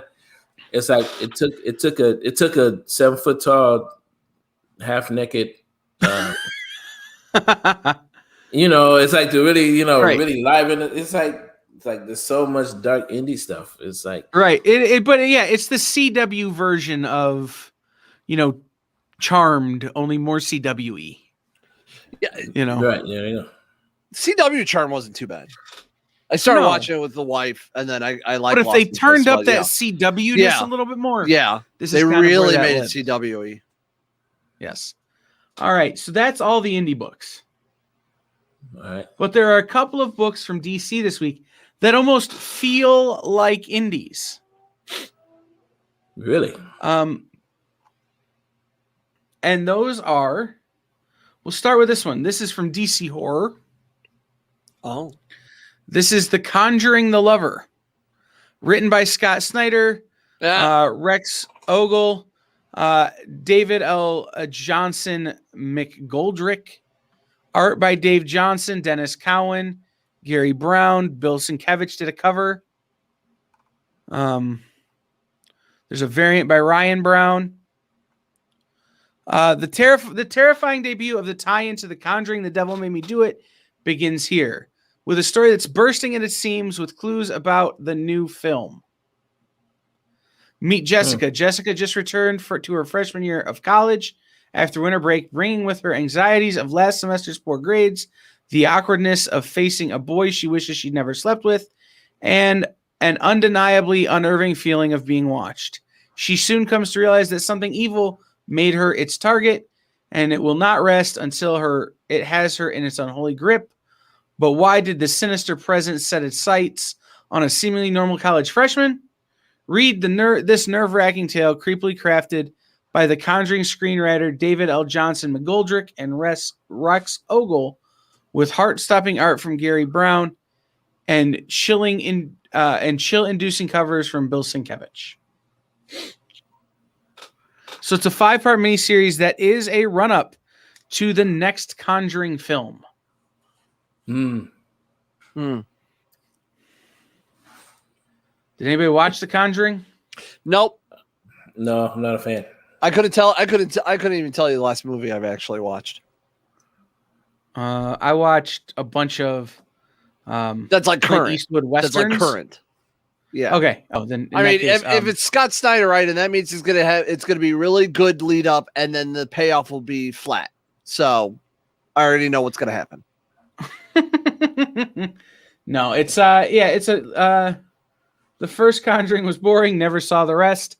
Look, I like the idea of them telling a Conjuring story in a comic book. I mean, yeah, because you can do things in comics that you can't do on screen. Because, well, stuff that the MPAA would not let you get away with. More blood, more gore, more cursing, more nudity. Yeah. Can you really do more blood, nudity? Not DC. Well, but again, you can do things in comics you can't do in movies. Whether DC is willing to do them or not is a different thing entirely. Yeah. But I like the idea of trying to tell a horror story that we know from a movie in a comic, as opposed to taking a comic and making it into a crappy horror movie. Take a crappy horror movie and make it into maybe a decent comic. I guess. I mean, I don't know. I mean, I'm not into the Conjuring franchise, but it's sort of like they're trying to extend this thing like into comics. Because obviously this is this will find its way to HBO Max, I would imagine. So, if it isn't already in the works, and this is just sort of like an adaptation of it, so yeah, that's the stuff they don't tell me. Yeah, see, but if you did more research, this is we're depending on you for this type of information. You know. Yeah, we're just a peanut gallery, man. Like you're the host. This is true. So this next book, and again, it feels like an indie, but it comes out from DC. It is a Black Label book, which explains why it feels like an indie. Is the book that I don't think any store ordered enough of. You ready? Yeah. The Nice House on the Lake, Part 1, by James Tynion and Alvaro Martinez Bueno, with cover art variant by Ken Lashley. Everyone who was invited to the house knows Walter. Well, they know him a little anyway. Some met him in childhood, some met him months ago, and Walter's always been a little off. After the hardest year of their lives, nobody was going to turn down Walter's invitation to an astonishingly beautiful house in the woods overlooking an enormous sylvan lake. It's beautiful, it's opulent, it's private. So a week of putting up with Walter's weird little schemes and nicknames in exchange for the vacation of a lifetime, why not? So this is the thing. When a weirdo offers you a vacation, do not take it. Unless that weirdo is inviting you to Comic-Con, where you know there will be other people. And other weirdos. Right. All of them were at that moment in their lives when they could feel themselves pulling away from their other friends. Wouldn't a chance to reconnect be nice? With Something is Killing the Children and the Department of Truth, James Tynion has changed the face of horror in modern comics. But get ready for his most ambitious story yet, alongside Detective Comics partner Alvaro Martinez Bueno. It sounds boring. I'm sorry. This is like, I think nothing like that. See, like we talked about how indie comics want to go more horror film. So this is like DC answering to what the indie world is going. Oh, everybody in the indie world likes horror. Let's get our people to write a horror book and put it on our black label and make it all edgy and crap. Well, let me ask you a question. Yeah. Because we try to keep things as positive as possible. Right. I just right. And you just said that something from a big publisher who's a partner of ours sounds boring. Let's reframe the question. I personally think this doesn't Let's reframe the question. Okay.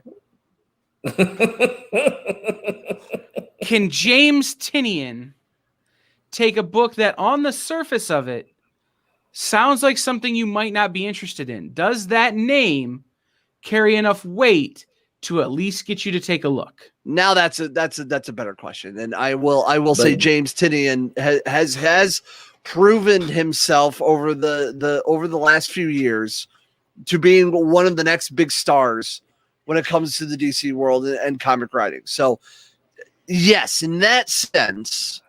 Yes, I think James Tynion is starting to carry some weight with that name, but I feel like, in my opinion, the story sounds boring.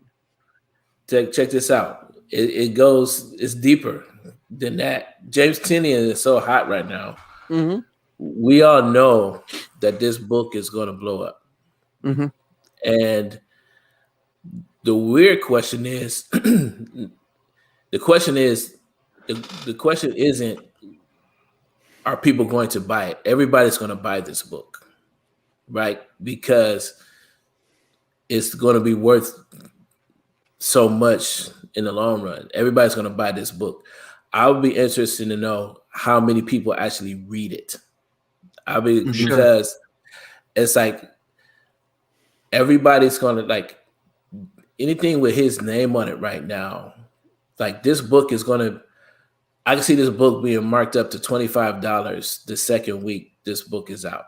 Like you get it at cover price, and then it's going to immediately hit $25. People are going to be, going crazy on this book just because it has his name on it. And yeah, I'll be interested to know how many people that actually buy this book actually take it out of the bag and board and actually read it, because his name, he can't do any wrong, right? He's the hottest. And I find myself trying to figure out how to how these artists, writers get to this point where it's like, now he's at this point where it's like, this is basically DC's something that's killing the children. They want this to be their blockbuster. Right. And they drew a direct line to it. Yeah. Which is interesting. So, like I said, it's a book that I don't think any store could order enough of if they tried. And because it's Tynion, a book that a lot of people wouldn't normally pay attention to, they're going to pay attention to. Yeah. Mm-hmm. Yep. So, I think it's interesting that a large publisher feels the need to go this route. Like, wonder what is it about the numbers that they see him doing independently that makes them so anxious, is like, say, you gotta do this for us over here, right. He seems to be doing well with Batman. He's bringing a lot of attention and a lot of readers to Batman, his Batman run now. It's like, I wonder why it's sort of like they felt the need to we need a horror book too. Mm-hmm. So I don't know. So was that nice enough? Did we mess up? Yeah. No. Okay. It's one of those things. Is that was the thing I wanted to talk about. Is it's Tynion writing horror, but he's doing it at DC, which isn't something DC would have done 2 years ago. Right. Which is why it's relevant. You know who would have written it at DC 2 years ago? Grant Morrison. Yeah. Well, maybe. I don't know. Maybe. Right. Maybe. It'd be somebody like that. It'd be Grant Morrison. It'd be Neil Gaiman. It'd be Scott Snyder. Yeah, it'd have been Scott Snyder. But you know what I'm getting at is it's interesting to see that, who knows, Tynion might have pitched this and they're like, well, we don't want to make him mad. He might go somewhere else. Mm-hmm. And they're just we'll build the whole sold for you. We don't care. You never know. He's like, and that's what's interesting about it is that DC felt the need to publish a horror book right now. Right. Especially because they have this cash cow. Oh, Batman yes. Fortnite 0 point number 4. Look, Can't wait for Batman to floss. That book was sold out by the time I got to the shop. yeah, I'm not surprised. Yes. I'm not surprised whatsoever. no. And I didn't even know it was coming out. I said, what? Like, as soon as I walked in, the owner said, we're sold out of Fortnite Batman. And I was like, what? What? Right. So it's got what's wild is I finally read them because I got the second prints. Mm. And I don't play Fortnite. Couldn't give a crap about Fortnite. Is there a storyline to Fortnite? Couldn't tell you. I know that to the actual game. No. Yeah. Yes. No, I don't Fortnite think is so. like Fortnite is sort of like a kid version of Call of Duty. Yeah. Kind of. Yeah, that's why I was very very confused about the idea of a comic book with Fortnite characters and Batman. Like, is there enough like backstory to the Fortnite characters that we needed a comic book? But I'm interested. Why are these two worlds together? It's very part of it is for the DLC. yes, yeah, Like, and that's but I read it, and that's what I want to talk about. It's actually a decent story. Like, I didn't think I would be into it, but it's Christos Gage writing it, who is a very good writer. And the thing is what it's doing is it's taking this Batman kind of finds himself in the Fortnite world, and he's trying to figure out how to survive. Essentially, Batman finds himself in the game. okay. Sort of premise, and it's not bad. It's different. It's, to me, this is an excellent way to introduce that mid-range teen, that 13 to 16-year-old to comic books. Like, they're not quite old enough for you to hand them. You know, you could tell from the maturity level they're not quite old enough for you to hand them regular Batman, but they're into Batman. I think this is a great, what I like to call everybody calls them gateway comics. You know, they're the marijuana of comics. They get you It's started. interesting how That's an interesting. Batman is such a Swiss Army knife in this sense. Like, they always use Batman as the entry point, right? So there was Batman Teenage Mutant Ninja Turtles. You had Batman and Snake Eyes. Yeah, right. It's like it's interesting how they always use Batman as the entry point for a lot of this stuff, crossover stuff. I think it's because kids don't find Superman nearly as interesting. No, you can't be Superman. You can't be a space alien. You could get like super rich and buy a bunch of gadgets. Right. Speaking of Superman, this is a trade that's out. Crypto the Space Dog, by Jesse Leon McCann. That's a super dog. Super dog. But he's also a space dog. Like, let's be real. He couldn't have Superman's powers if he wasn't from space. They never. Interesting. They never really did explain. But this is, this collects a bunch of books that came out a long time ago. These books originally came out back in 2006.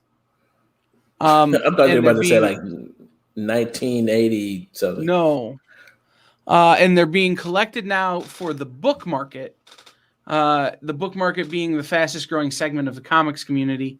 It's an interesting place to put it, but what's really cool about it is that Jesse will be on the Experience on Friday, on the Friday Night Live show from Comics Unlimited, because Nancy is married to Jesse. Nancy, the host of that show, is married to Jesse McCann.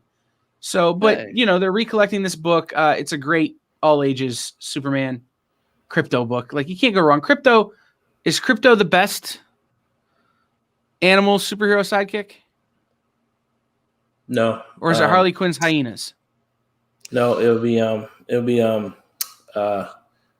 what's that dog on Blue Falcon? Him. Okay, you went deep. You went deep on that gut. That is deep. All right. Wow. All right. All It's the right. dog. So we've got. He's the coolest one. He's a robot. I mean, what you gonna do? That's fair. All right. So then we have Crush and Lobo. Or When did this happen? Huh? When did this happen? When did this happen? I've Which part? been seeing like this female Lobo character like for the and I can't. It's the like, daughter of that Lobo, isn't it? Yeah, she's Lobo's daughter. So he procreated. I don't know so much as he procreated as he might have cloned. It might It's be a a little more test- Wolverine's daughter type situation. Like test tube baby. Yeah, I keep I seeing don't know. it, and I I was haven't read like, her origin. and so I keep seeing it. It's like I always like it when like it seems like publishers sort of like designed for cosplay. Like this is definitely cosplay bait.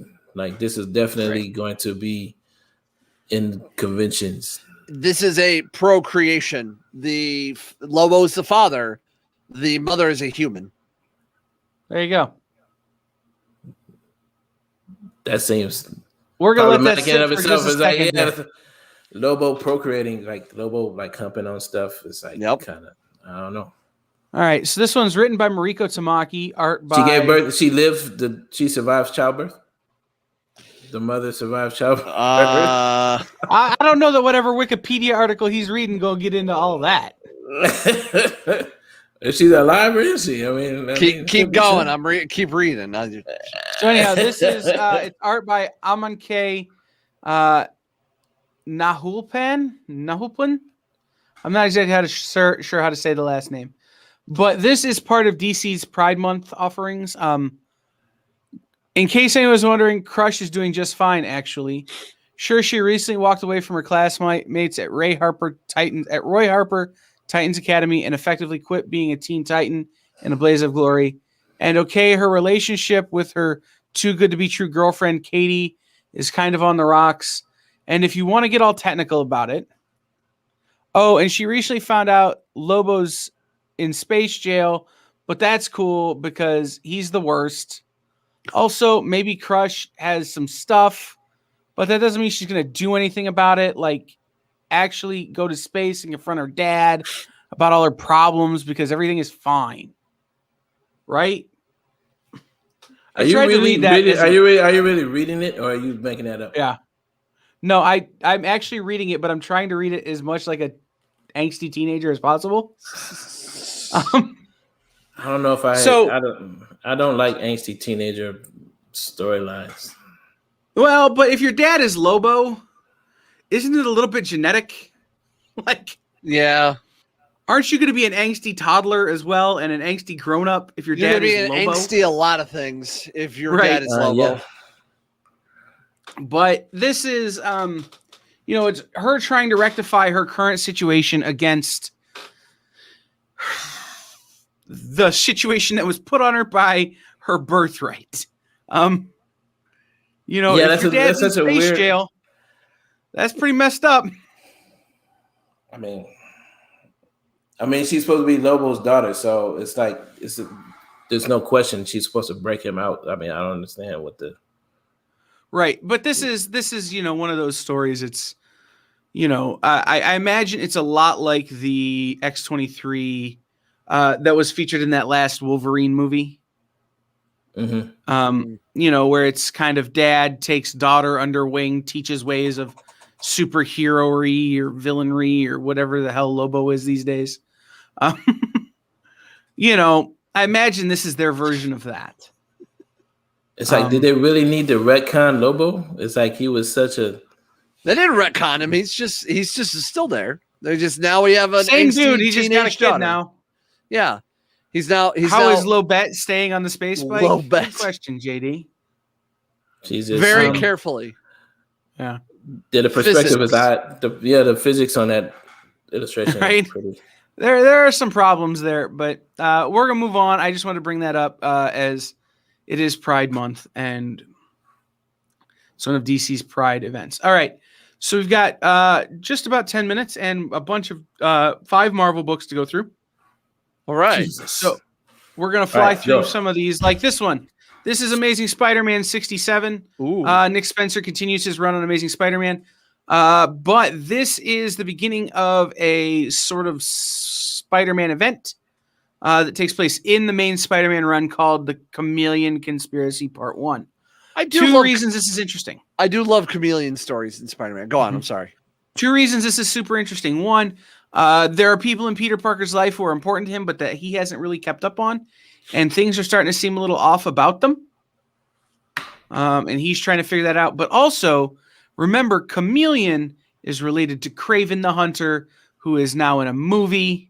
So who knows what this might have in terms of secrets and Easter eggs for the film, because they have been tending to do that over there at Marvel. They spent months and months and months building up the Black Knight to jump into the Eternals.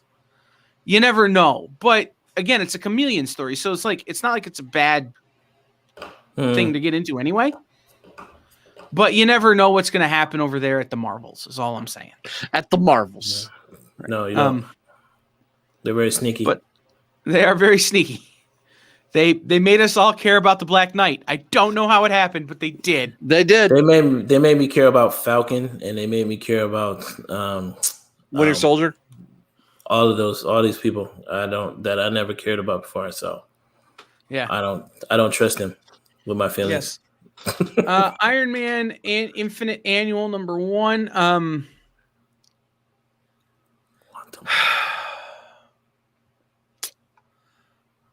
It's Jed McKay and Ibrahim Robinson. That hard sigh is so horrible.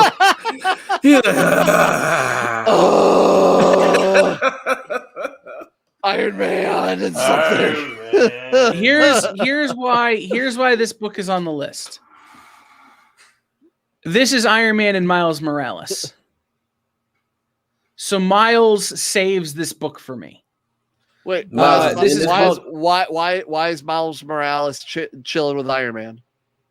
He's not exactly. Infinite Destiny starts here. When Iron Man learns about the strange people who kidnapped and tortured Miles Morales, he has to look into it. What he finds out about the Assessor and the equally Quantum will shock him and you. Don't miss this in-depth look at one of the coolest new villains and the groundwork for major future Marvel stories.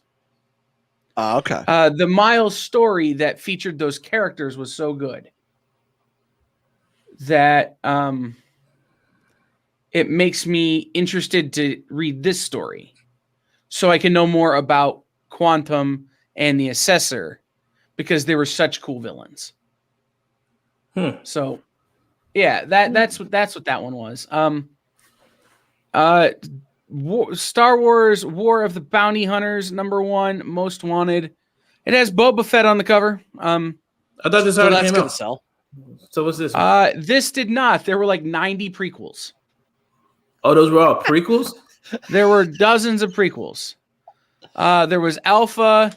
There was there was several prequels to this. I'm glad I didn't buy those then.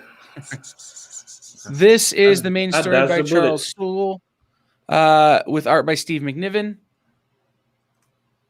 Boba Fett. Boba Fett. And that book is. I could read you the solicitations, but it's Boba Fett. It's Boba Fett. It's already going to sell. It's going to sell.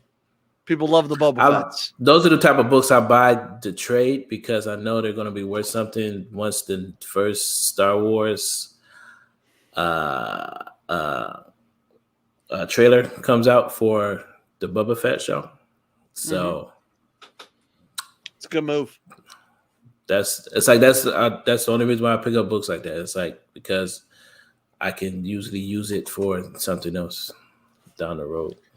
So we'll do this one first. This is Marvel. This is from the Heroes Reborn story, written by Tim Seeley. This is Marvel Double Action #1. Written by Tim Seeley, pencils by Dan Jurgens, who's the guy who killed Superman, inks by Scott Hanna, who is one of the greatest inkers to ever have inked anything. The World of No Return, a tale from the Squadron's past. Years ago, Nighthawk. We were just talking about this, Imani. Yep. Nighthawk plays into this. Nighthawk and his trusted partner, the Falcon, patrolled the streets of Washington, D.C. from vile criminals that lurked in the dark. But that all changed one fateful night, representing for the first time ever the night Sam Wilson died. That is deep. I might pick that one up. Yeah, I'm not been all about this Heroes Reborn world. We were talking about this last week on this show. I'm not okay with just changing things for change's sake. So this is a world where the Avengers never existed. About that. Right. Why you think that I checked them last for books I might want to read? I'm not okay with changing things for change's sake, but the fact that there's a number of characters in these stories that feel or that remember the way things are supposed to be gives me a tremendous amount of interest in where it's going. So I'm following along. And like it doesn't, nothing. This definitely none of this feels like. It seems like this. From what I read, it feels like they're just kind of having fun with the idea. It's an Elseworlds tale. Yeah, right. And then they're definitely setting up the bigger. It's sort of like I'm waiting for the bigger, reveal as to like how this all ends, and that's the conclusion to all this. Exactly what I'm getting at is I'm following along, but I'm not picking it up all the time because I'm interested to see where it goes, and I can go back and get these books if I need to, but. I'm interested to see where it ends. I'm not so interested in how we get there.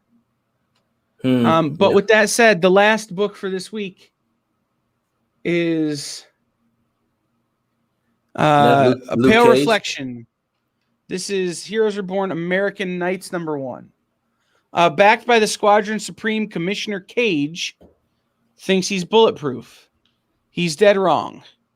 And it'll take a saint to prove it. Someone is cleaning up criminals who have escaped justice and leaving a bloody trail in their wake. This is the Squadron's world, and the age of vigilantes is over. Police Commissioner Luke Cage has one job: find the scum and eliminate them before ambition takes them beyond the city streets.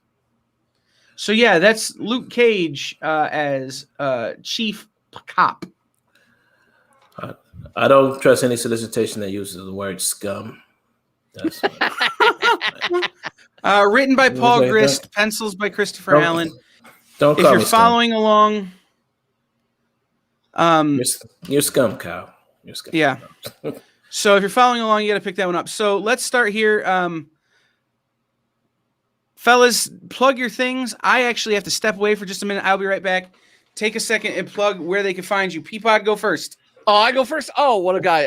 If you're into music and finding new artists on the rise or moving the needle, I host a music podcast that features interviews, studio performances when they're on tour or traveling through, and also just great music. It's called the On the Radar Podcast. We're on all major podcast platforms. Check it out there at ontheradarpc.com. If you're a pro wrestling fan, I'm also a commentator for the Northwest Ohio pro wrestling company Ruthless Pro Wrestling. So go check that out at Ruthless Pro 419 on Twitter and Instagram, and Ruthless Pro Wrestling Official on Facebook. And go watch some of their events on IWTV, and also pick up a DVD sometime. And that's where you can find me and listen to me at. Sometimes occasionally hopping on with the good old Kyle Northrop. So. And I am Imani Latif, creator of Peep Game Comics. You can find me on all social media platforms at PG Comics. I'm also the host of Black Comics Universe that streams every Tuesday at 6 p.m. on the EXP, on all streaming platforms, on Twitter, on Facebook, Twitch, YouTube, and all of that jazz. And Junebug's World. And Junebug's World. Oh, yes. I got a few little comics there. Yeah.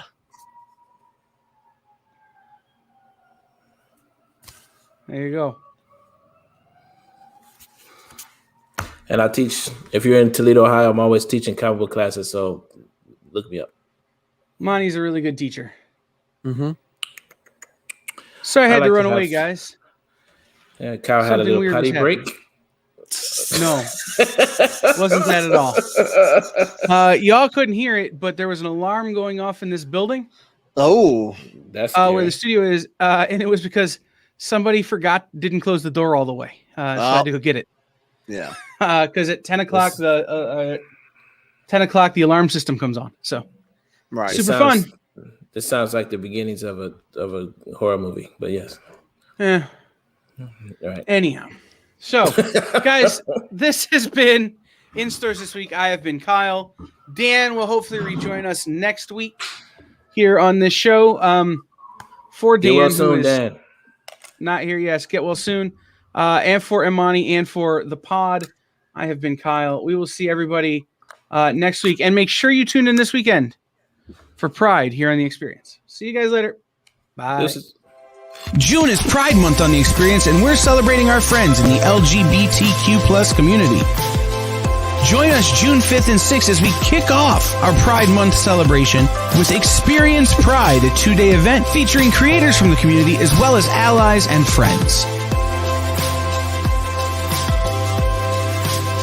And then stay tuned all month as we continue our celebration of Pride. Only on The Experience, comics, culture, and sales.